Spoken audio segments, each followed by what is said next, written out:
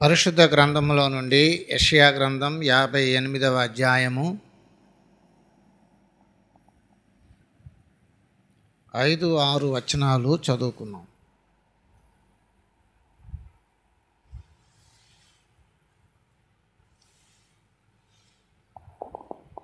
చదవండి. యెషయా గ్రంథం 58వ అధ్యాయము 5-6 వచనాలు చదువుకున్నాం.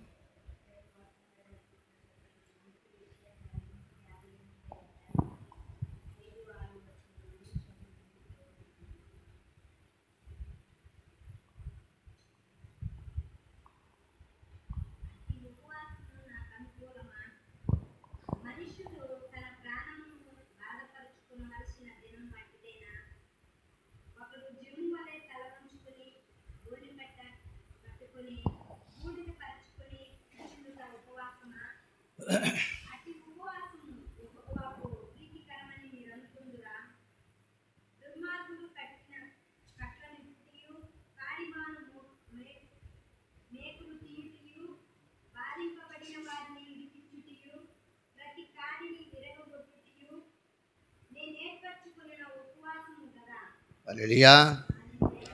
ప్రియులారా, దేవుని కృపను బట్టి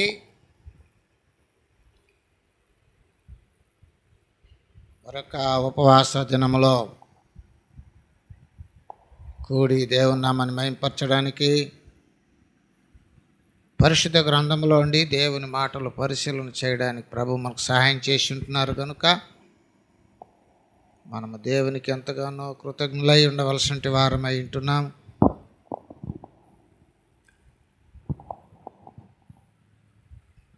ఈ 2024వ సంవత్సరంలో ఉపవాసాలతో ప్రభు సన్నిధిలో గడపడానికి మనకు అవకాశం వచ్చింది. మరి చూస్తుంటుండగా 10వ ఉపవాస ప్రార్థనా దినంలోకి మనము కూడి వచ్చి ఉంటున్నాం. దేవుని వాక్యాలను నేర్చుకుంటూ ఉపవాసాలు చేయడం అనేది చాలా అవసరమైనది. కొంతమంది ఊహలతో ఉపవాసాలు చేస్తూ ఉంటారు. ఇలా ఉండాలి, అలా ఉండాలి, ఇలా ఉంటేనే కరెక్టు, అట్లా ఉంటేనే కరెక్టు. అట్లా మరి ఉపవాసాలు ఉన్న వ్యక్తులను సరిగా సూటిగా మంచి సలహాలు ఇవ్వలేక, వాక్యాలు ఏం చెప్తున్నాయి వాటిని అనుసరించి నడుచుకోవడం నేర్పించక, ఉపవాసాలను గూర్చి అనేక రకాలుగా బోధించుకుంటూ వస్తుంటున్నారు. మనం కూడా చూస్తూ ఉన్నాం. మనము దేవుని వాక్యాలను పరిశీలన చేసి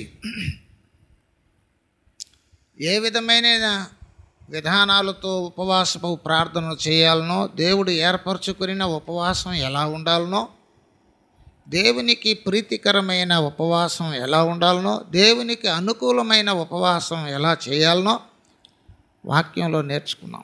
ఎవరు ఏది చెప్పినా వాక్యంలో నుంచే చెబుతూ ఉంటారు. కానీ సందర్భాలను బట్టి కొంతమంది కొన్ని రకరకాలుగా బోధిస్తూ ఉంటారు.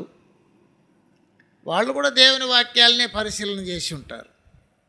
అలాంటిది మనము కూడా దేవుని వాక్యాలను పరిశీలన చేసుకుంటూ దేవుడు ఏర్పరచుకునేటువంటి ఉపవాసములను గూర్చి మనము నేర్చుకొని చేయడం అనేది చాలా మంచిది. ఉపవాసం అనేది వ్యక్తిగతమైనది. సమూహములో ఉన్న, ఒంటరిగా ఉన్న, ఎంతమందిలో ఉన్న ఉపవాసం అనేది వ్యక్తిగతమైన విషయం. అందరిని గురించి ప్రార్థించినా నీవు వ్యక్తిగతంగా ఎలా ఉంటావో అందును బట్టి అక్కడ ప్రార్థన మన్నించడం జరుగుతుంది. బోధించే స్థానంలో ఉన్నా, వినే స్థానంలో ఉన్నా, ఇబ్బందుల్లో ఉన్నా, కష్టాల్లో ఉన్నా, సమస్యల్లో ఉన్నా, వ్యాధుల్లో ఉన్నా, సంతోషమైన అనుభవాల్లో ఉన్నా, చదివి ఉన్నా, చదువు లేకపోయినా కూడా సరే, ఉపవాసాలు చేస్తున్నప్పుడు ఉపవాస ప్రార్థనలో దేవుని యొక్క నియమాలను మనము పరిశీలన చేసి నేర్చుకొని అలాగున ఉపవాసం చేయడం అనేది చాలా మంచిది. గతించిన దినముల్లో ఉపవాసాలు చేసేటువంటి వాళ్ళు మొదట తమ్మును తాము తగ్గించుకొని దేవునిని మాత్రమే హెచ్చించే రీతిలో దేవుని మాటలు వినాలి అనియు, వేషధారణ జీవితముతో వాక్యాన్ని అనుసరించి నడుచుకున్న వారైనట్టుగా నటిస్తూ నటన ప్రార్థనా జీవితమును విడిచిపెట్టాలనియు,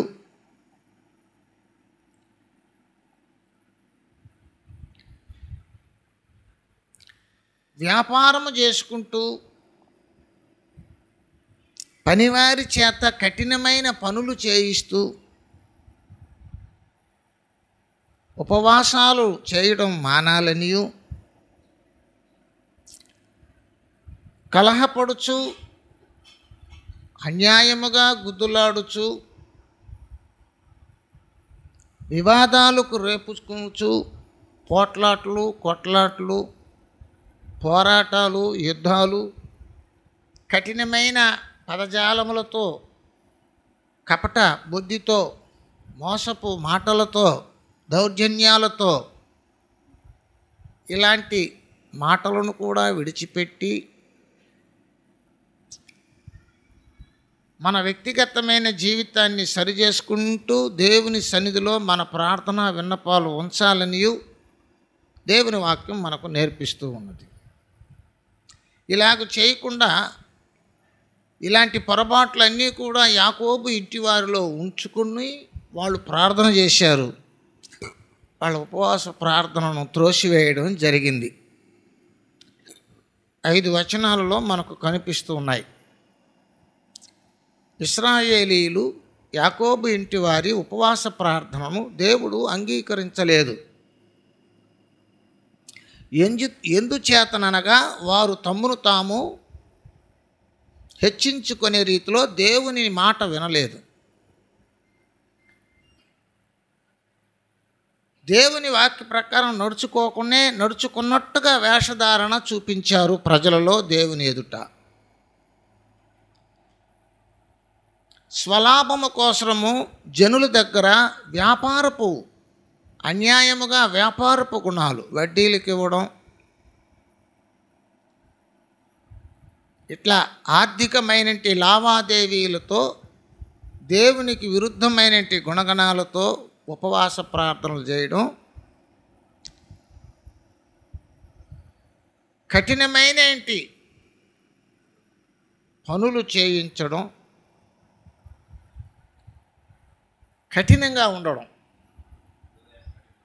సాటి మనిషి ఎదుట కఠినత్వాన్ని కనుపరచడం, ఇలాంటి వాళ్ళందరూ కూడా దేవుని సన్నిధిలో ప్రార్థించినా ప్రయోజనం లేదు. తర్వాత కొట్లాడుకోవడం ఇళ్ళల్లో జరుగుతుంటాయి. ఎక్కువగా కొట్లాడుకోవడం, దూషించుకోవడం. అసలు మనం క్రైస్తవులం కదా, మనం అలాంటి మనస్తత్వంతో ఉండకూడదు, మనం దేవుని దగ్గరికి వెళ్ళేవాళ్ళం కదా, ఏ మందిరానికి వెళ్ళినా ఏ చర్చికి వెళ్ళినా మనం దేవుని బిడలం కదా, మనకి ఇది తగవు కదా, ఇలా మాట్లాడి ఇలా కలహపడి ఇలా కొట్లాట్లు ఇట్లా గొడవలు దిగి దేవుని దగ్గరికి పోతే దేవుడు మనల్ని అంగీకరించరు అనే సత్యం తెలుసుకోకుండానే జీవిస్తూ ఉంటారు. ఇవన్నీ కూడా ఉపవాస ప్రార్థనా పరులకే కాదు, ప్రతి క్రైస్తవులకి ఇది నియమం. దేవుని ఆరాధించేవారు ఎవరైనా, క్రీస్తును రక్షకుడుగా అంగీకరించేవారు ఎవరైనా దీన్ని అలవాటు చేసుకోవాలి.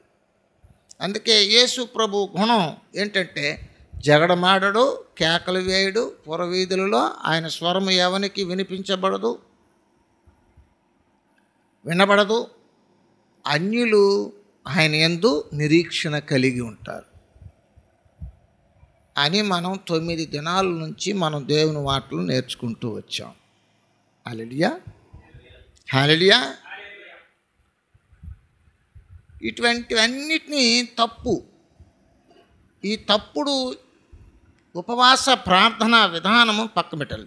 నీళ్లు తాగకుండా ఉపవాసం ఉంటున్నా, మాంసాలు తినడం లేదు, నేను మంచం మీద పడుకోవడం లేదు, కింద కటిక నేల మీద పడుకోవాలి, ఏమిటి డ్రెస్ కోడ్ మాలేశాము, ఇట్లాంటి మాటలన్నీ ఇక్కడ పనిచేయవు.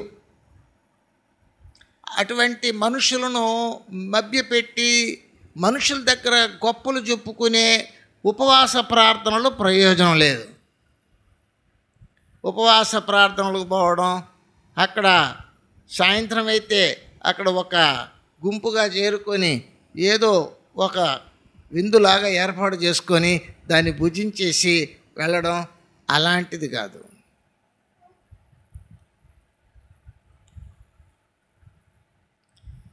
అందరికీ మంచిగా ఉంటుంది, బాగుంటుంది, సౌకర్యంగా ఉంటుంది, చాలామంది చర్చిలో గుమికూడతారు. ఇలాంటి ఆలోచనలతో దేవుని నియమాన్ని, దేవుని యొక్క పద్ధతులను, విధానాలను చెడగొట్టకూడదు. అలా చెడగొట్టుకునేంటి వ్యక్తులు చాలామంది ఉన్నారు. క్రైస్తవులు మనకు కనిపిస్తూనే ఉంటారు. ఒకరిని గూర్చి విమర్శించడం కాదు, కానీ మనము అలాంటి వాటిలోకి వెళ్లకుండా ఉండడం కొరకు, మన పరిధిలో మనం జాగ్రత్తగా ఉండడం కొరకు వీటిని జ్ఞాపకం చేసుకుంటున్నాం. ప్రభువు వాక్యంలో తెలియపరుస్తున్నాడు, నాకు అనుకూలమైన ఉపవాసము ఏది? ప్రభువుకు అనుకూలమైన ఉపవాసము ఎట్లా ఉంటుంది? నేను ఏర్పరచుకున్న ఉపవాసము కదా. దేవుడు ఏర్పరచుకునే ఉపవాసాలను గురించి మనతో మాట్లాడుతున్నాడు. ఉపవాసములు చేయునప్పుడు మనం ఎలా బ్రతుకుతున్నామనేది ప్రతి క్రైస్తవుడు అలాగే ఉండాలి. ఉపవాసాలు ఉన్నా ఉపవాసాలు లేకపోయినా పరలోకం పోవాలనుకునే వాళ్ళు ప్రతివారు అలాగే బ్రతకాలి. అయితే ప్రత్యేకించి ఉపవాసములు ఉంటున్నాము, దేవుని దగ్గర సహవాసం చేస్తున్నాము, ప్రార్థనలో గడుపుతున్నాము, దేవుని యొక్క మేలులు పొందాలని అనుకునే వ్యక్తులను ప్రభు ఏం చేస్తున్నాడంటే,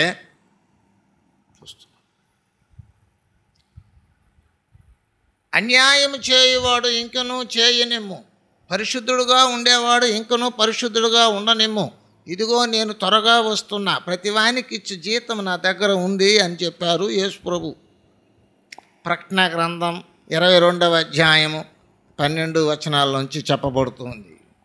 అది ఎప్పుడో జరగబోతుంది. అది క్రైస్తవులకి దేవుని యొక్క రాజ్యానికి వెళ్ళేదానికి వచ్చే తీర్పులో అలా ఉంటాయి. ఇది ఇప్పటికిప్పటికే ప్రార్థన అనుభవాలు నెరవేర్చడానికి, నువ్వు అడిగింది నీకు ఇవ్వడానికి. ఉపవాసాల్లో ప్రార్థన చేస్తున్నావు కదా, నాకు ఇవ్వు ప్రభు, నాకు ఇవ్వు ప్రభు, ఇప్పటికిప్పటికే పొందుకోవడానికి. ఇమీడియట్లుగా ఇప్పుడే చూస్తాడు, ఏం చేస్తున్నావు నువ్వు అడిగిన దాన్ని పొందుకోవడానికి నీకు అర్హత ఉందా లేదా. అంటే దేవుని మాటల ప్రకారము నీవు ఏం చేయాలంట? మలుచుకోవాలి. పౌలు గారు 2:22 తిమోతి పత్రికలో ఆయన అంటున్నాడు, యవ్వనేచ్ఛల నుండి పారిపోయి పవిత్ర హృదయులై, పవిత్ర హృదయాన్ని చూపిస్తున్నాడు, ప్రార్థన చేయి వారితో కలుసుకో అంటున్నాడు. ఏం చేస్తున్నాడండి? పవిత్ర హృదయం కావాలి. పవిత్ర హృదయం ఎవరి దగ్గర ఉందో వాళ్ళు యెషయా 58లో ఉంటాడు. అలా ప్రార్థన చేయాలి. యాకోబు గారు ఏమన్నారంటే 1:27 యాకోబులో, తండ్రి అయిన దేవుని ఎదుట పవిత్రమును నిష్కళంకమునునైన భక్తి ఏదనగా అన్నారు. భక్తికి కూడా ముందుగా ఏం కావాలి? పవిత్రత. ప్రార్థన చేయడానికి ముందు ఏం కావాలి? పవిత్రత. చూసారా, దేవుని రాజ్యానికి పోవాలంటే ఏం కావాలి? పరిశుద్ధులు దేవుని రాజ్యానికి వారసులు. హల్లెలూయా. మన ప్రభువు ఎటువంటి వారు? పరిశుద్ధులు. పరిశుద్ధ క్రైస్తవ సంఘం అంటారు, పరిశుద్ధ ఆరాధన, పరిశుద్ధ వివాహం. పరిశుద్ధ అనేది క్రైస్తవుడికి ఉండవలసిన కోడ్. అది కోడ్. పరిశుద్ధత లేకుండా ప్రభువుని ఎవడు చూడడు. పరిశుద్ధత అనేది లేకపోతే నీవు ప్రభువును చూడవు, ప్రభు మేలులు పొందలేవు, ప్రభు రాజ్యం సంపాదించుకోలేవు. పరిశుద్ధత అనేది నీకు చాలా అవసరము. నువ్వు ఎప్పటి వరకు ఉపవాసం ఉంటున్నావు, నువ్వు ఎంత భక్తిలో ఉంటున్నావు, నువ్వు ఎంత గొప్పవాడివిగా గొప్ప వ్యక్తివిగా ఉంటున్నావు, లేదా నువ్వెంత దరిద్రంలో ఉన్నావు, నువ్వెంత పేదరికంలో ఉన్నావు, కరువులో కాటకాల్లో ఉన్నావు, అవన్నీ కాదండి. నీకు దేవుని రాజ్యం కావాలంటే, దేవుని దగ్గర నుంచి నువ్వు ఏదైనా పొందాలంటే, దేవుని దగ్గర నీవు మంచి వ్యక్తిగా అనిపించుకోవాలంటే, దేవునికి సంబంధించిన పవిత్రత పరిశుద్ధతను నీవు సంపాదించుకోవాలి.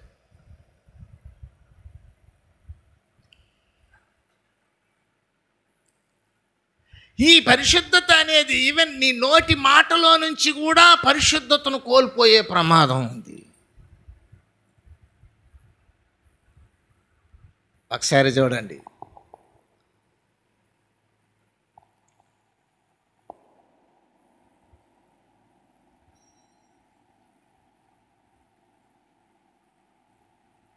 చూడండి, ఎఫెసీ పత్రిక 5వ అధ్యాయము 3-4 వచనాలు చదువుదాం. కానీ అపవిత్రతయే కానీ లోభత్వమే కానీ వీటి పేరైనను ఎత్తకూడదు, ఇదే పరిశుద్ధులకు తగినది. చూసారా,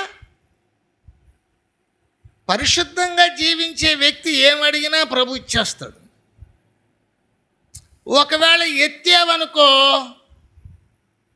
చూడండి ఏం చెప్తున్నారు, 5వ వచనం 4-5. కృతజ్ఞత వచనమే మీరుచ్చరింపవలను కానీ మీరు బూతులైనను పోకిరి మాటలైనను సరసోక్తులైనను ఉచ్చరింపకూడదు, ఇవి మీకు తగవు. వ్యభిచారి అయినను అపవిత్రుడైనను విగ్రహారాధికుడై ఉన్న లోబి అయినను క్రీస్తు యొక్కయు దేవుని యొక్కయు రాజ్యమునకు హక్కుదారులు కాడని సంగతి మీకు నిశ్చయముగా తెలియను. ఇక్కడ ఉపవాసాల్లో ఉండవారికి అని కాదు, అందరికీ. చాలామంది ఉపవాసాలు ఇట్లా కాదు ఉండేది, అట్లా కాదు ఉండేది, ఇట్లా ఉండాలి అట్లా ఉండాలని. ఉపవాసాల్లో ఉండే వ్యక్తే కాదు, అసలు క్రైస్తవుడే అలా బ్రతకాలి.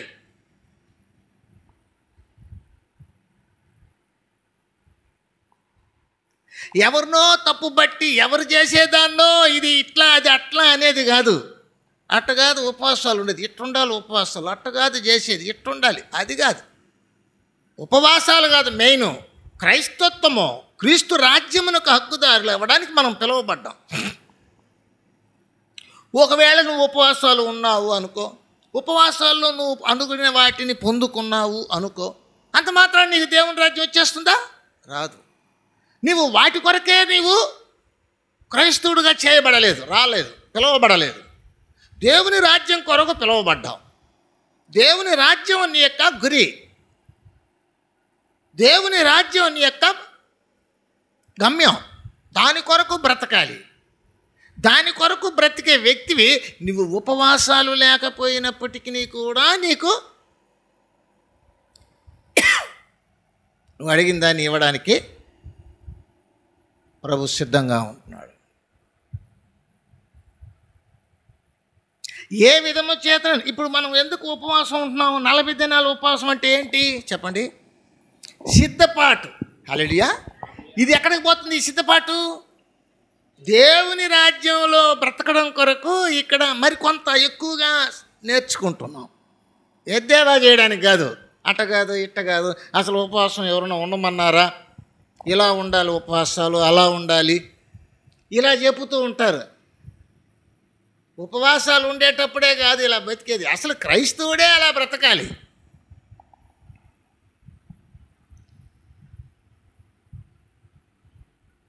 ఇవన్నీ మనకు నేర్చుకోవడానికి ఈ ఉపవాస దినాలు కొంత ఎక్కువగా మనకు ఉపయోగపడుతున్నాయి. మనం ఎంచుకున్నాము, మనం అలా ఉంటున్నాం, మనం నేర్చుకుంటున్నాం.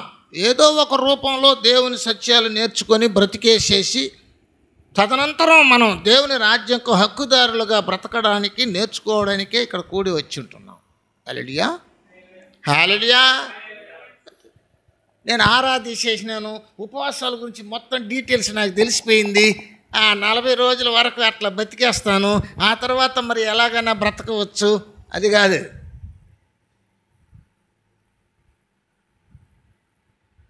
ఉపవాసాలంటే నీళ్లు కూడా తాగకుండా ఒక మూలలో కూర్చొని ఒట్టి ప్రార్థన చేసేసి ఉపవాసాలు అయిన తర్వాత మరి ఇష్టంగా బ్రతుకుదాము, అది కాదు. ఉపవాసాల్లోనే ఒక అర్థం ఉంది, దగ్గర సహవాసం. హల్లెలూయా. ఉప అనగా దగ్గర, దేవునికి దగ్గర. వాసము అనగా సహవాసం, దేవునికి దగ్గర సహవాసం చేయడం. మరింతగా నేర్చుకొని మరిన్ని సత్యాలు తెలుసుకొని అలా ఉంటాం. ఇంకా ఆహారం నియంత్రించాలంటే ఏకాగ్రత కొరకు మనం చేస్తున్నాం. ఏకాంతంగా ఏకాగ్రతతో, దేవా నాతో మాట్లాడు ప్రభువా, నా పొరపాట్లు ఏదైనా ఉంటే చెప్పు ప్రభువా, అలాంటి విషయాలు ఆధ్యాత్మికంగా ఎదగవచ్చు.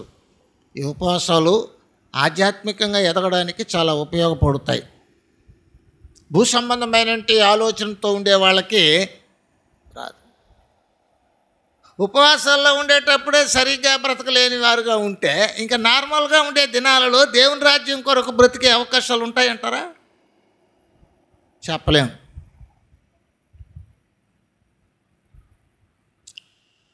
అందుచేత ప్రభు మన జీవిత విధానాల మీద దృష్టి పెడుతున్నాడు. మనం ఏది ప్రార్థన చేసి అడుగుతున్నా జంబు వలె తల వంచుకొని ప్రాణమును ఆయాసపరుచుకున్నప్పటికీ కూడా నీ జీవిత విధానాన్ని చూస్తుంటాడు. వాటిని చూసి నీకు సహాయం చేయడానికి సిద్ధపడతాడు. అందులో ఒక మాటను ఈరోజు మనము నేర్చుకుందాం. చదువుదాం 6వ వచనం. దుర్మార్గులు కట్టిన కట్లను విప్పుటయో. హల్లెలూయా, హల్లెలూయా. దుర్మార్గులు కట్టిన కట్లను విప్పుటయో. దుర్మార్గులు కట్టిన కట్లు ఏమిటా కట్లు? దుర్మార్గులు కట్టిన కట్లను గురించి మనం కొద్దిగా నేర్చుకుందాం. దుర్మార్గులు కట్టిన కట్లు, ఇతరులు దౌర్జన్యంగా ఒక వ్యక్తిని నిర్బంధించి, బంధించి, వేధించి, ఇబ్బంది పెడుతున్న సమయాలలో నువ్వు వెళ్ళి ఆదుకోవడం.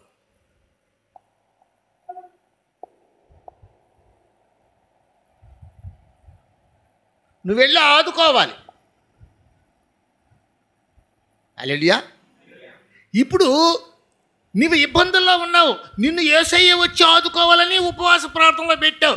నిన్ను ఆయన ఆదుకోవాలంటే నీ దరిదాపుల్లో, నీ కనుచూపుల్లో నీకు అటువంటి వారు ఎవరైనా కనిపిస్తే నువ్వు ఆదుకోవాలి. వాళ్ళని ఆదుకున్నావంటే ఆయన నిన్ను ఆదుకుంటాడు. విషయం తెలీదా? దయగల వారిపై దయ చూపించును, కఠినుల ఎడల వికటము చూపును, గర్విష్ఠుల యొక్క గర్వముననచును, సర్వము నెరిగిన సర్వాధికారి యెహోవా నా బలమా.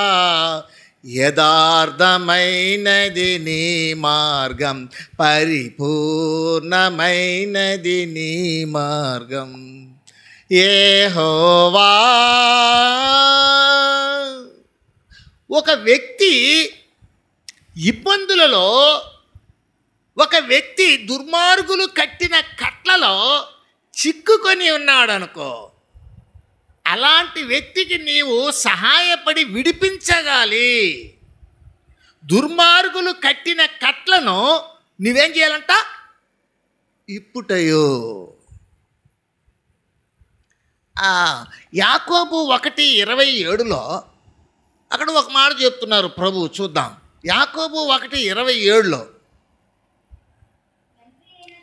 తండ్రి అయిన దేవుని ఎదుట పవిత్రమును నిష్కళంకమునునైన భక్తి ఏదనగా దిక్కులేని పిల్లలను, విధవరాండ్లను చాలు. వారి ఇబ్బందులలో వారిని పరామర్శించుటయో. అర్థమైందా? పరామర్శించుట అంటే ఏంటి? ఆదుకోవడం. ఎప్పుడు ఆదుకోనేది? ఇబ్బందులలో ఆదుకోవడం. వాళ్ళకు కట్టివేయబడినటి కట్లు ఏమిటంటే ఆ ఇబ్బందులు, సమస్యలు. వారిని వెళ్ళి ఆదుకోడు.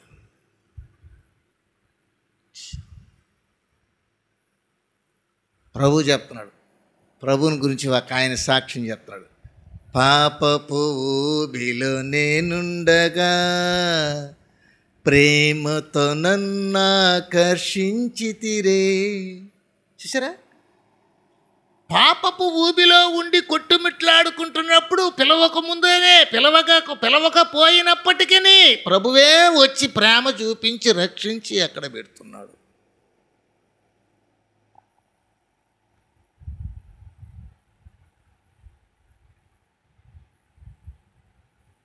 మీరు ఒక ఊరిలోకి వెళ్ళండి, ఎదుటుగా ఉన్న ఊరిలోకి వెళ్ళండి. గాడిదయు గాడిద పిల్లయు కట్టిపెట్టి ఉన్నారు, దాన్ని ఇప్పి తోలుకొని రండి. తోలుకొని వచ్చినారా లేదా? దుర్మార్గులు కట్టిన కట్లను విప్పుటయు. బానిస బ్రతుకులో ఉన్న వారికి నువ్వేం చేయాలి? ఆ కట్లలో నుంచి విడిపించాలి.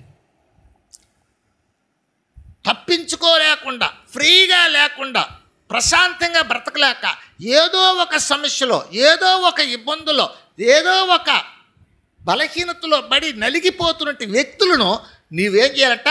పరామర్శించి సహకారాన్ని అందించాలి. నీకు పరితాపపు మనసు కావాలి, నీకు ప్రేమపూర్వకమైన హృదయం కావాలి, నీకు దయ అనబడేంటి ఒక మంచి గుణం ఉండాలి.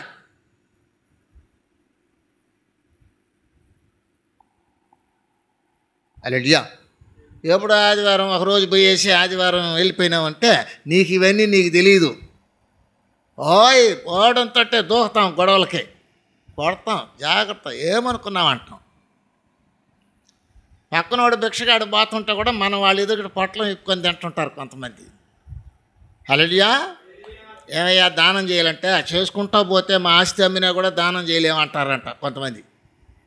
ఇట్లా దానం చేయాలంటే మా ఆస్తి కూడా చాలదు, మేము కూడా అట్లాంటి వాళ్ళతో వాళ్ళ వెనకాల గిన్నె ఎత్తుకొని పోవాలి అని చెప్పుకుంటూ ఉంటారు. అంటే వాళ్ళ మనసు కఠినం. హల్లెలూయా. వాళ్ళు, వాళ్ళ కుటుంబీకులు, వాళ్ళ భార్య, వాళ్ళ బిడ్డలు వాళ్ళే బాగుండాలి అంతే. దేవుడు మాత్రం వాళ్ళకి సహాయం చేస్తూ ఉండాలి. ఏమి చేసావని నీకు దేవుడు సహాయం చేయాలని నువ్వు ప్రార్థన చేస్తావు? నువ్వు ఏమి చేసావో చెప్పు.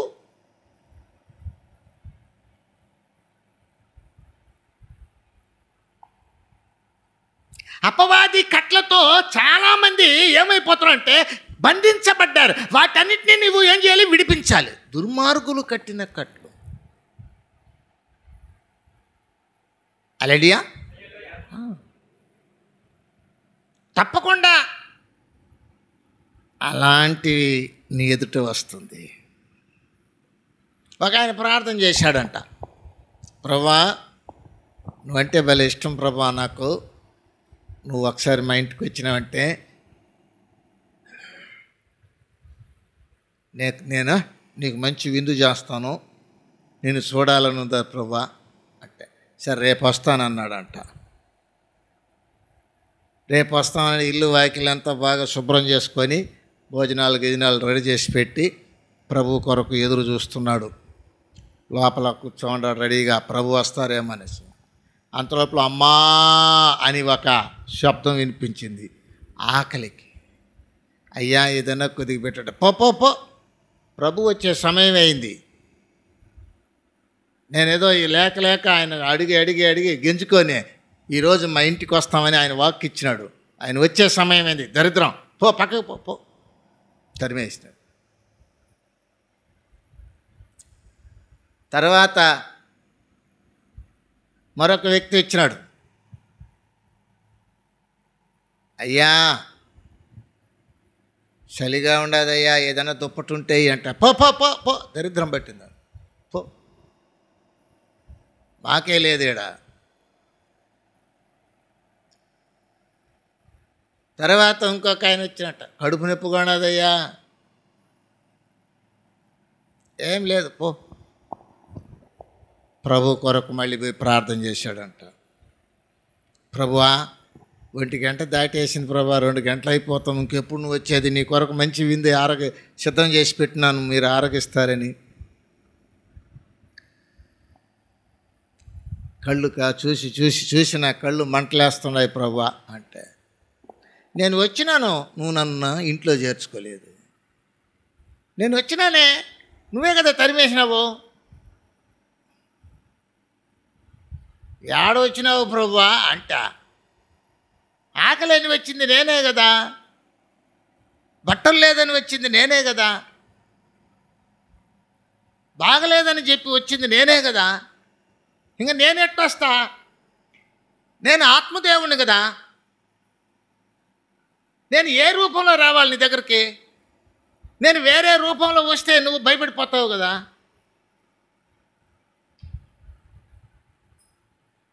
అల్పులలో ఒకనికి చేస్తే నాకు చేసినట్టు. ఒక అల్పుడు రూపంలో వస్తా, నేను వచ్చా, వాడికి చేసి ఉంటే వాడిని ఇంటి చేర్చుకొని ఉంటే నన్ను ఇంటి చేర్చుకో, వాడికి చేసి ఉంటే నాకు చేసు. వాళ్ళ ఇబ్బందులు నువ్వు చూచి వాళ్ళని తోలివేశావు.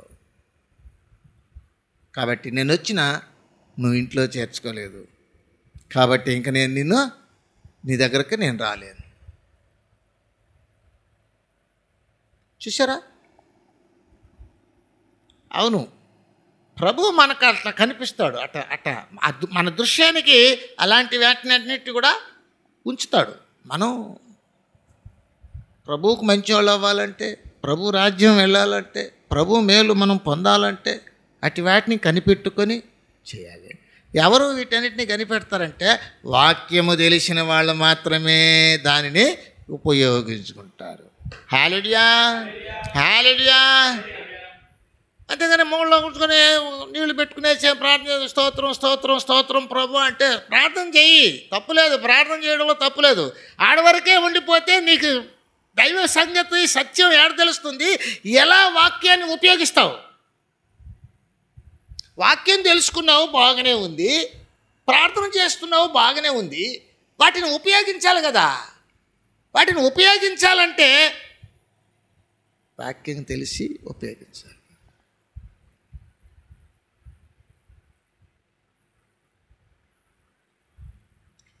హల్లెలూయా.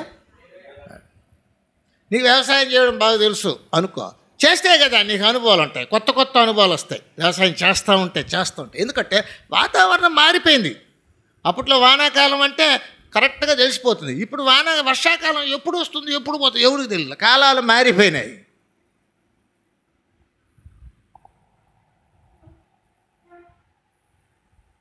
అట్లా నువ్వు దేవుని వాక్యాన్ని తెలుసుకొని దానిని ఏం చేయాలంటే ఉపయోగించుకుంటూ ఉండాలి. ఉపయోగించుకునే వ్యక్తియే నిజమైన ఉపవాస ప్రార్థనా పరుడు అంటున్నాడు. దుర్మార్గులు కట్టిన కట్లను విప్పాలి. నెహెమ్యా గ్రంథం 5వ అధ్యాయం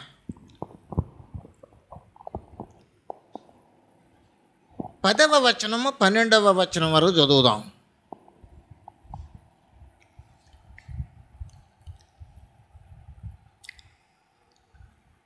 5, 10, 12. నేనును నా బంధువులను నా దాసులను కూడా అలాగుననే వారికి సొమ్మును ధాన్యమును అప్పుగా ఇచ్చితిమి. ఆ అప్పు పుచ్చుకొనకుండను వారి యొద్ద అపహసించిన భూములను, ద్రాక్ష తోటలను, ఒలీవ తోటలను, వారి ఇల్లును అప్పుగా ఇచ్చిన సొమ్ములోను, ధాన్యములోను, ద్రాక్ష రసములోను నూనెలోను 100వ భాగమును మరలా వారికి అప్పగించుడని. హల్లెలూయా. 5వ అధ్యాయము నెహెమ్యా గ్రంథం 5:10 నుండి 12 వరకు. ఏమిటి ఇది? ఒకరి దగ్గర ఒకరికి ఇచ్చారట. వాళ్ళ దగ్గర అన్యాయముగా తిరిగి తీసుకున్నారంట. వాళ్ళ ఇళ్ళను లాగేసుకున్నారు, వాళ్ళ యొక్క ఆ సొమ్మంతా లాగేసుకున్నారు. వాళ్ళని నిరాధారులుగా చేసేసారు. వారికి తలదాచుకునేదానికి ఆశ్రయం లేదు.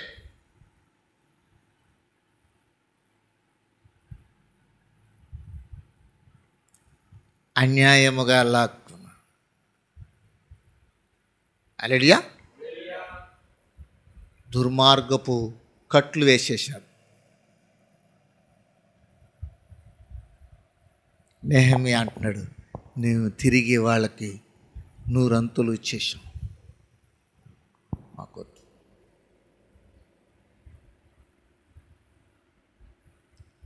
క్రైస్తత్వం అంటే వేళాకోళంలాగా ఉంటుంది. ఊళ్ళోళ్ళు ఇల్లు లాక్కునేది, ఊళ్ళోళ్ళకి డబ్బులు ఇచ్చేది, వాళ్ళ దగ్గర లాక్కునేది, ఇది లాక్కునేది, అది లాక్కునేది. వాళ్ళకి ఇల్లు లేకపోయినా, వాళ్ళకి ఆశ్రయం లేకపోయినా, వాళ్ళు ఇబ్బందుల్లో ఉన్నా, వాళ్ళు జబ్బులో ఉన్నా, వాళ్ళు దిక్కులేని వాళ్ళుగా ఉన్నా కూడా సరే పెరుక్కుంటారు. వీళ్ళకే మళ్ళీ దేవుని రాజ్యం వచ్చేయాలి. వీళ్ళు అందుకే చర్చికి వెళ్ళేది. వీళ్ళకి దయ కరుణ ఉండదు. ఇటువంటి వాళ్ళని అందరినీ కూడా అంగీకరించడు. పరిశుద్ధ గ్రంథంలో అటు చెప్పబడుతుంది. దుర్మార్గపు కట్లను నువ్వు విప్పాలి. ఎవరో చేసిన దాన్ని కూడా నీ కళ్ళ కనిపిస్తే నువ్వు సహాయపడగలగాలి. నీ స్తోమత నీకుంటే చేయాలి. అది నీకు లేదంటే దాని గురించి కాదు, నీకుంటే చేయాలి.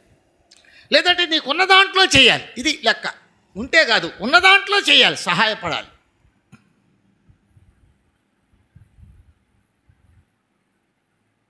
ఉపవాసం చేసేటప్పుడు అలాంటి ఇబ్బందులలో వారిని పరామర్శించాలి. దుర్మార్గులు కట్టిన కట్లు, దుర్మార్గపు కట్లు కట్టేస్తారు, దుర్మార్గపు పనులు చేస్తారు. వాళ్ళు ఎవరో చేసినారంట, దానికి ఈయన ఏం చేసినాడు? ఈయన ఇచ్చేయండి అయ్యా, ఇచ్చేయండి. మనమందరం దేవుని బిడ్డలు కదయ్యా. వాళ్ళ అవసరాలు పాపం వాళ్ళకి ఇబ్బందులుగా ఉన్నాయి, వాళ్ళకి ఏదో ఇచ్చారు, మొత్తం లాక్కుంటే ఎట్టయ్యా? ఇచ్చేశారు. 12వ వచనం చదవండి. అందుకు వారు నీవు చెప్పిన ప్రకారమే ఇచ్చివేసి కోరమనిరి. హల్లెలూయా. ఇప్పుడు వాళ్ళు పోతారా, మనం పోతామా దేవుని రాజ్యానికి?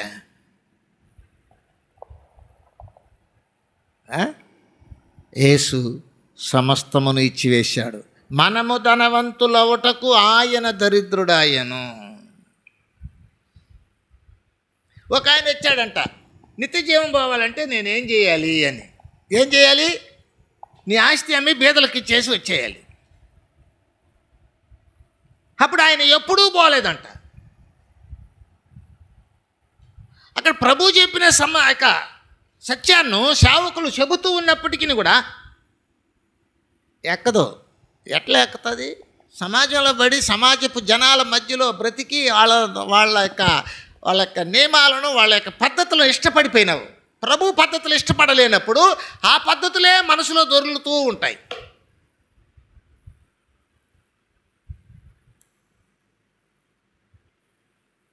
ఉపవాసం అంటే ఓ మూలలో కూర్చొని ప్రార్థన చేసేసేదే కాదు. ఉపవాసం అంటే పైకి భక్తి కలిగిన వాళ్ళకి అందరికీ కనిపించుకునేది కాదు. ఉపవాసం అంటే ఆహారాన్ని నియంత్రించి పక్కన పెట్టేసి ఏదో చేసుకునేది కాదు.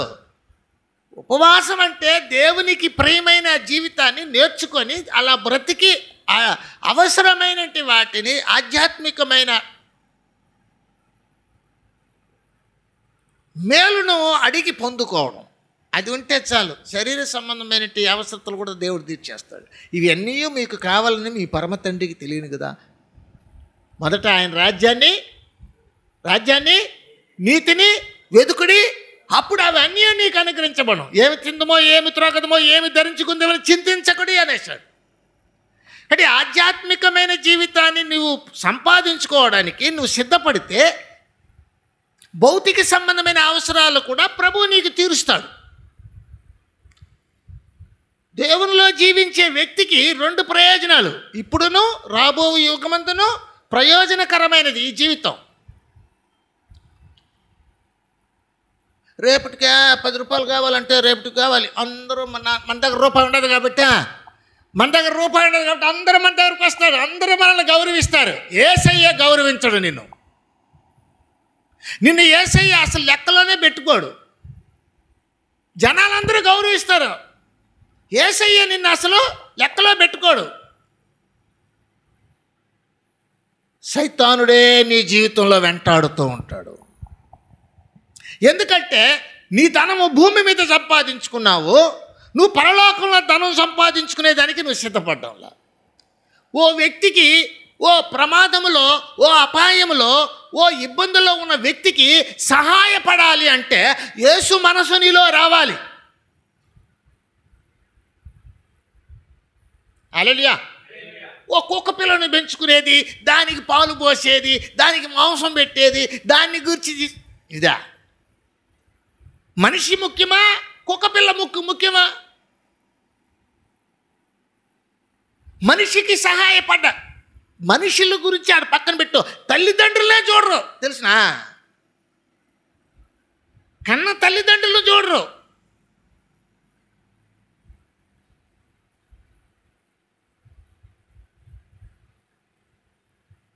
కుక్క పిల్లకిచ్చే విలువ, జంతువుకిచ్చే విలువ దేవుని బిడ్డలకు ఇవ్వలేకపోతారు. హల్లెలూయా. కుక్క పిల్ల మన ఇంట్లో ఉంటుంది, మనం తినే కంచంలో తింటుంది, ఆ కంచంలో మనం తింటాం. కుక్క పిల్లలమే మనం కుక్క పిల్లని పెంచి మనం కుక్కతో సమానంగా తిరుగుతున్నాం అంతే. మనకు ఒక డిగ్నిటీ ఉన్నది. మన ప్రభు ఎక్కడైనా ఆయన ఏమంటుంది? పరిశుద్ధమైన దానిని చెప్పయ్యా కుక్కల ముందు వేయబాకు, ముత్యములను పందుల ముందు వేయబాకు. ఎందుకు ఆ కుక్క పిల్లని తీసుకొచ్చాడు? అది చెదరగొట్టేస్తుంది అంతే. నీ జీవితం ఎంత మంచి పవిత్రమైనది తెలుసునా? పరిశుద్ధత లేకుండా చెప్పు ప్రభువుని ఎవడు చూడలేడు. బైబిల్లో ఎక్కడైనా చూపించి నాకు అట్లాంటి విషయాలు ఉండవు. 10 మందికి ఏది నష్టం చేస్తాడు. అవి కూడా జీవులే, అవి కూడా ఉపయోగపడతాయి. అట్టని ఇంట్లో పెట్టుకోకూడదు. వాటికిచ్చే విలువ సాటి సహోదరుని సంపాదించినామనుకో ఎంతో గొప్పగా ఉంటుంది. అంటే ఏది చేయాలి ఏది చేయకూడదని తెలీదు. 10 మంది ఏం చేస్తారో దాన్ని చేస్తారు. 10 మంది చేసేది మంచిది అనుకుంటారు. ప్రభు దాన్ని అంగీకరించడంలో వాటిని గురించి ఆయన గొప్పగా చెప్పడం లేదు.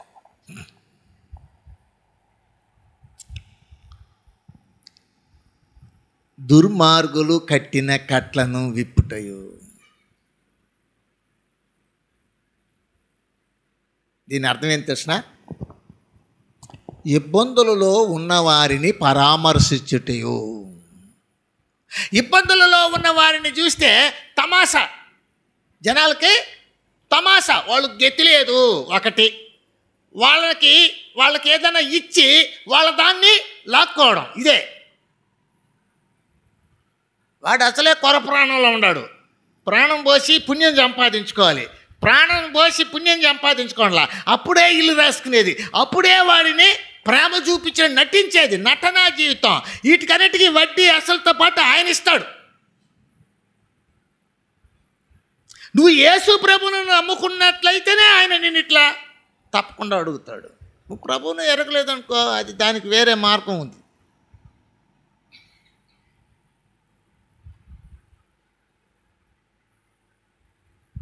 హల్లెలూయా.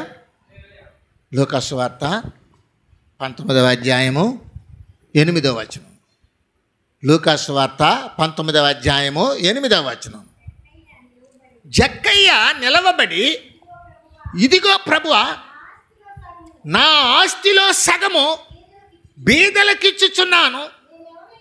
నేను ఎవని యొద్ద అయినను అన్యాయముగా దేనినైనను తీసుకొని ఉన్న ఎడల అతనికి 4 అంతలు మరలా చెల్లించుమని చెప్పాను. హల్లెలూయా, హల్లెలూయా. ఈయన ఉపవాసాలు ఉన్నాడా?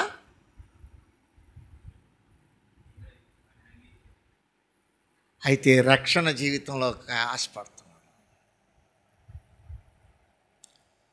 ఈవెన్ ఓ క్రిస్టియన్గా బ్రతకాలంటేనే ఇవన్నీ కావాలి. ఓ క్రైస్తవుడిగా ఓ రక్షణలో జీవించాలంటే ఇవన్నీ అర్హతలు నీకు కావాలి. అప్పుడే ఆయన అన్నాడు, ఈ ఇంటికి రక్షణ వచ్చినది, ఇతడు నిజముగా అబ్రహాము కుమారుడు అన్నాడు.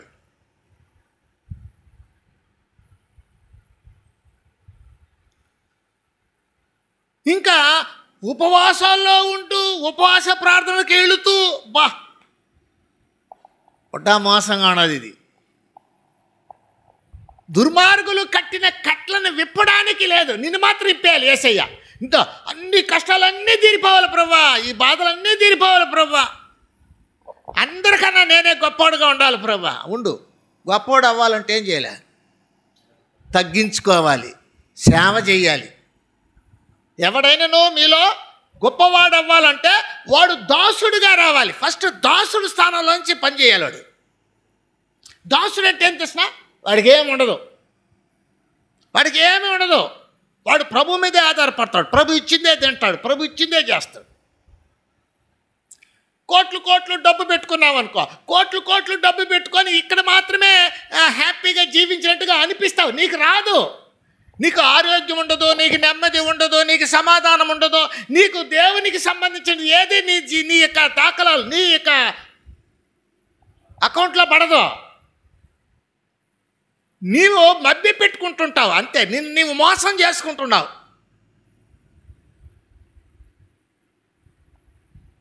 దుర్మార్గులు కట్టిన కట్లను విప్పాలి.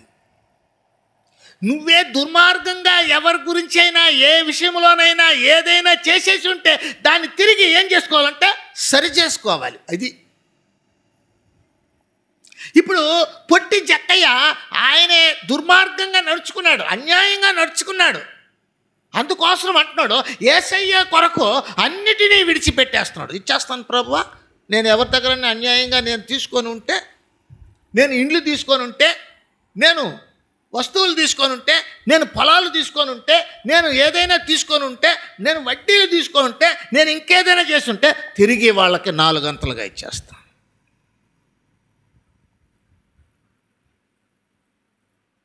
నెహెమ్యా ఏమన్నారు? 100 అంతలు తిరిగి మేము ఇచ్చేస్తామన్నాడు. చదవండి 12వ వచనము 5వ అధ్యాయం నెహెమ్యా గ్రంథం.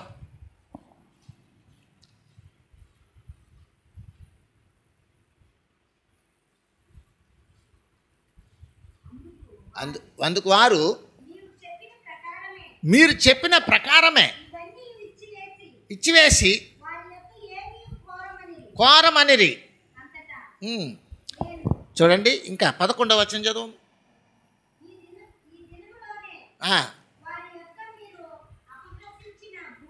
భూములను, ద్రాక్ష తోటలను, ఇండ్లను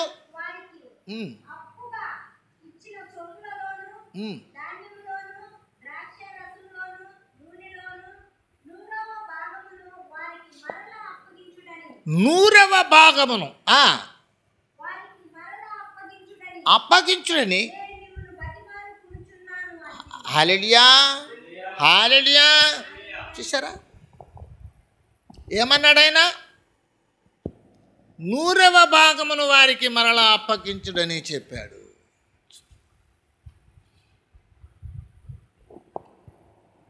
నూరు అంటే ఏం తెలిసిన? ఫుల్. 1-2లో 100 పోయిందనుకో, అంత అయిపోయింది. ఇంకా 101 అది వేరు. పూర్తిగా అందుకే సగం ఇచ్చేసినాడు, మిగతా సగంలో 4 భాగాలు ఇచ్చేసినాడు. ఇంకేం మిగిలింది ఆయనకి? దాన్ని పెట్టుకొని యేసయ్యను పెట్టుకొని బ్రతికేసినాడు ఆయన. హల్లెలూయా, హల్లెలూయా. కాబట్టి ప్రభు మనతో మాట్లాడుతున్న మాట మనం చూస్తాం. దుర్మార్గులు కట్టిన కట్లంటే ఇవే. మనం చేసిన దుర్మార్గపు పనులకు ప్రాయశ్చిత్తం చేసుకోవాలి. ఇంకెవరైనా దుర్మార్గంగా చేసి ఉంటే వారి ఇబ్బందులలో పరామర్శించు, ఆదుకోవడం. ఇది దేవుని యొక్క నీతి, దేవుని యొక్క సత్యం. ఈ సత్యాన్ని జరిగించుకోవడం కొరకు మనము సిద్ధపడాలి. కనుక దేవుని కృపను బట్టి విశ్వాసంతో మనము గమనించవలసిన వారమై ఉంటున్నాం. దుర్మార్గులు కట్టిన కట్లను విప్పడం నేర్చుకోవాలి. అన్యాయముగా బాధింపబడుతున్నట్టు ఇబ్బందులలో ఉన్న వారిని మనము మన కంటబడినప్పుడు, మన చెవినబడినప్పుడు మనం ఏం చేయాలండి? విప్పాలి. హల్లెలూయా. మీరు యూట్యూబ్లో చూస్తుంటారు, ఏమని ఆడెవరో చర్చిని గాలి చేసినారంట. ఈ క్రైస్తవులు అందరూ పరిగెస్తుంటారు, పోయి వాళ్ళని ఆదుకొని వాళ్ళకి సహాయపడి నిలబెడతారు. అమ్మా నాన్నలను చూడలేదంట. పాపం ఆ ముసలి వాళ్ళు ఏడుస్తుంటే ఎవరికి తెలిసిందో వాళ్ళు పరిగెస్తుంటారు.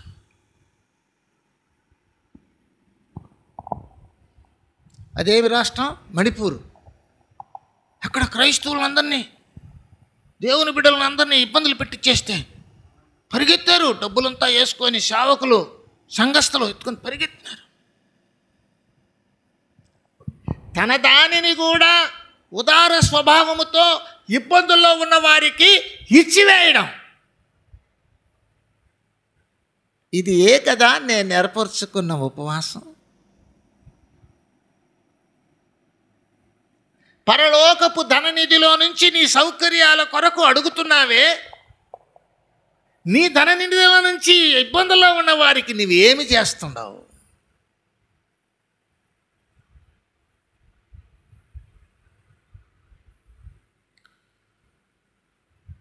దేవుని బిడ్డలు ఇబ్బందులు పడుతుంటే గమ్మనే ఉంటారు. గమ్మన వాళ్ళకి ఇస్తే వాళ్ళు ఈరు, సరే. వాళ్ళకి ఇస్తే ఇది వ్యాపారం. వాళ్ళు ఇబ్బందుల్లో ఉన్నారు, తర్వాత దేవుడు మనకు చేస్తాడంటే ఇది పరామర్శించడం. నువ్వు వాళ్ళకి ఇవ్వు, దేవుడు నీకు ఇస్తాడు. నువ్వు వాళ్ళకిస్తే వాళ్ళు తిరిగి ఇస్తున్నారంటే నువ్వు ఇచ్చినంతే ఇస్తారు. కానీ నువ్వు వాళ్ళకిచ్చి దేవుడు నీకు ఇవ్వాలనుకుంటే దేవుడు రెట్టింపు ఇస్తాడు. హల్లెలూయా. చూసారా? ఇంకొక సూత్రం చేయాలి. భూమిలో ఒక విత్తనం వేస్తే తిరిగి ఒక విత్తనమే రాదు, మరిన్ని వస్తుంది. ఈ భూమిని కలగజేసిన దేవుడు అంతకన్నా మరింతగా ఇస్తాడు. నీ ప్రయత్నములన్నిటిలోనూ, నీ పనిబాట్లు అన్నిటిలోనూ, నీ ఉద్యోగములన్నిటిలోనూ నష్టం కలగకుండా నీకైనా సహాయపడతాడు. ఏదో ఒక రూపంలో నీకు వచ్చేస్తుంటుంది. నువ్వు నష్టపడిపోయేది ఏమీ లేదు. దేవుడు నీ మనస్సును చూస్తున్నాడు, నీ మనస్సును చూస్తాడు. నువ్వు క్రీస్తు మనస్సును కలిగి ఉండాలి. ప్రతివారును తమ సొంత కార్యములనే చూచుకొనుచున్నారు కానీ యేసుక్రీస్తు కార్యములను చూడడం లేదు, ఇతరుల కార్యములను చూడడం లేదు. అట్టని ఫిలిప్పీ పత్రిక 2వ అధ్యాయంలో చెప్తున్నాడు. యేసుక్రీస్తు కార్యమును చూడాలి. యేసుక్రీస్తు కార్యము చూస్తే యేసుక్రీస్తు నీ కార్యాన్ని చూస్తాడు. నువ్వు ఆయన పని చేస్తే ఆయన నీ పని చేస్తాడు. నువ్వు ఆయన పని చేయకుండా ఉట్టుదే ప్రార్థన చేసేస్తే, ఉత్తుదే మేము ఉపవాసం ఉన్నామో, మేము క్రైస్తవులమో, మేము భక్తిపరులమో, ఇట్లాంటి పేర్లని చెప్పుకొని తిరిగితే నీకు ఏమీ రాదు, సున్నా. ఒకవేళ నువ్వు డబ్బు సంపాదించుకుంటావేమో, డబ్బుతోనే నీ జీవితం ముడిపడి ఉంటే దేవుణ్ణి నువ్వు లెక్కనే పెట్టుకోవు. డబ్బే నీకు శాశ్వతం అనుకుంటే దేవుడిని నువ్వు అవమానపరుస్తున్నావు. కాబట్టి తప్పకుండా దేవుడు నీకు గుణపాఠం చెప్పే రోజు వస్తుంది.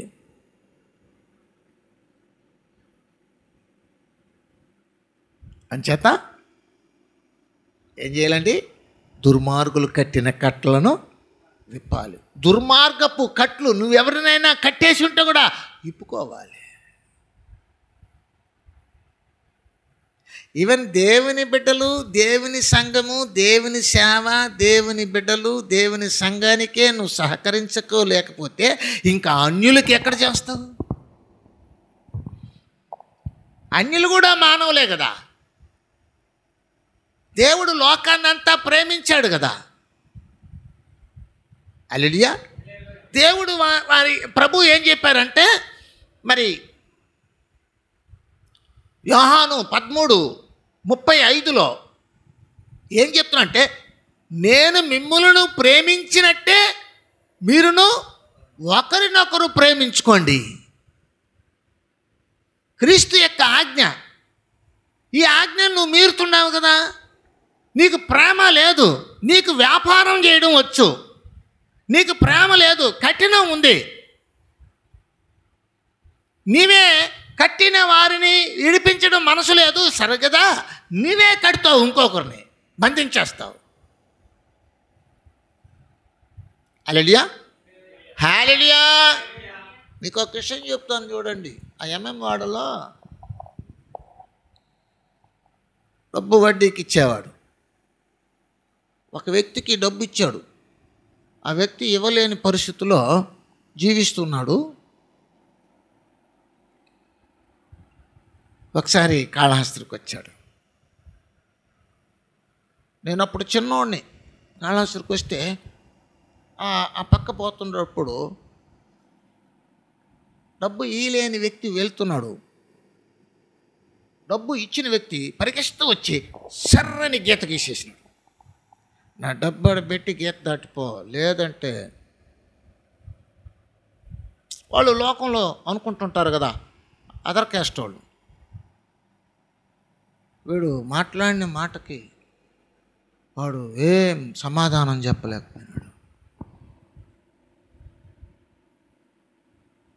ఇంకా వీడి దగ్గర ఇప్పుడు లేదు అనేసి వాడు తెలుసుకొని తెచ్చి, నా డబ్బు లేదంటే నేను అటు చేస్తాను, రేపు సాయంత్రాన్ని నీ ఇంటికి వచ్చి మీ ఊర్లో నీ పరువు తీస్తాను, అట్ట అయిపోయింది. వెళ్ళిపోయినాడు. వాడికి చెమటలు పోసిపోతుంది. వదిలేసినాడు. వెళ్ళిపోయాడు. నేరుగా పోయి ఊరు పెట్టుకొని చచ్చిపోయినాడు.